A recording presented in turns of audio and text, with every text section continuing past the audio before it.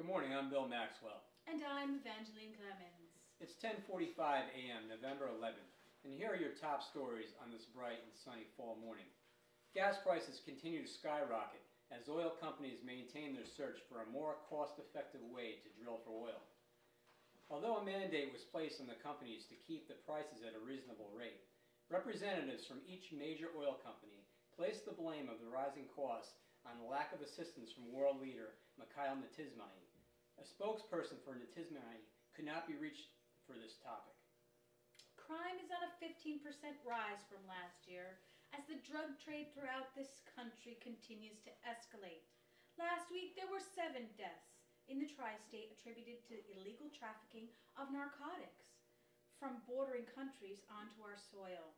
It is speculated that due to Natismai's increase in personnel for the Catalyst Task Force, Natismai has depleted many of our other departments, including Homeland Security, Border Control, and the DEA.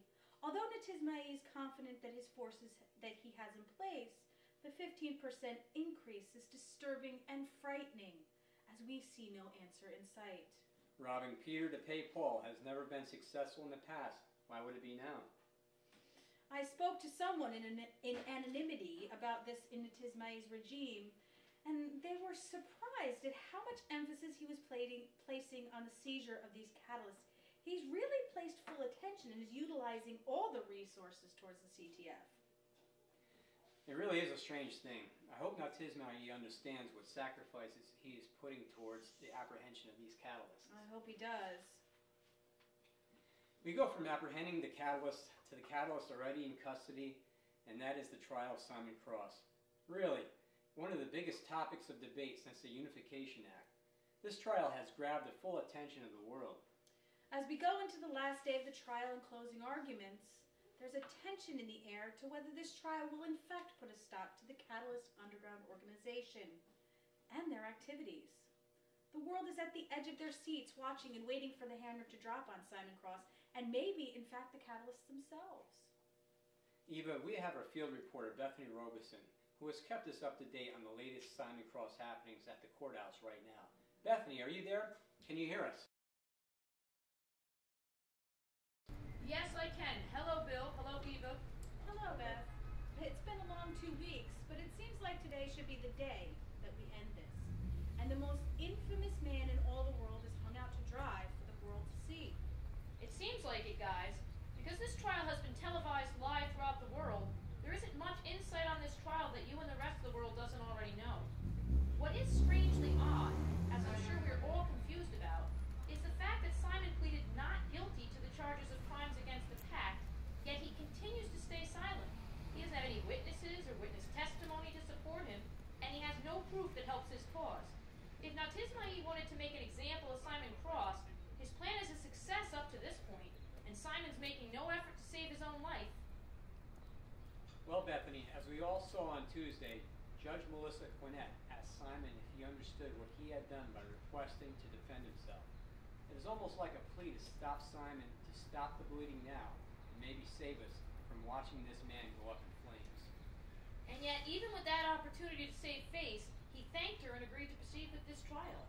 I don't understand what this method or tactic is, but as we go into today's proceedings, we can only hope that this all ends today. With the whole world against Simon, I would have thought he would have come more prepared for this trial. I mean, this is his life, his freedom. What purpose would you have to continue with this trial if you were going to make no effort to protect yourself?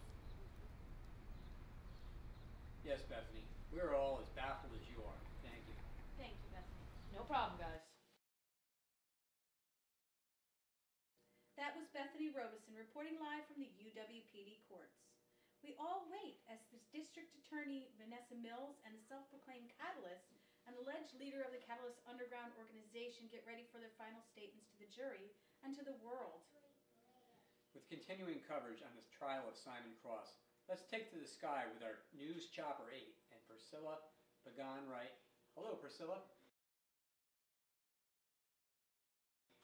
Hello, Bill. Hello, Evangeline. Hello, Priscilla. Priscilla, what are we looking like up there? Well, guys, what a beautiful morning. There isn't a cloud in the sky. We are looking at highs in the 80s today. Traffic is moving pretty good. No major accidents to report. Here at the courthouse, beside the media standing outside waiting to enter the building, this is the same crowd we have been seeing every day since this trial began. The processing of the personnel into the building is slow, long, and tedious, as they must go through full body scans, metal and bomb detectors. Their media badges have to be checked each and every time they enter the building. What is that? Harry, can you swing the chopper around to the south? Priscilla, what's going on? I think I spoke too soon about the size of the crowd around the courthouse. This is an amazing sight. I am looking at crowds of people that are starting to converge on the court. Where are they coming from? They're coming from everywhere, Bill. They're swarming out of the subways. They're exiting buses and starting to line up around the corner. I mean, I can see them coming from blocks away. What the? There has to be hundreds of them, guys. I mean, they are just flooding the streets and sidewalks surrounding the courthouse.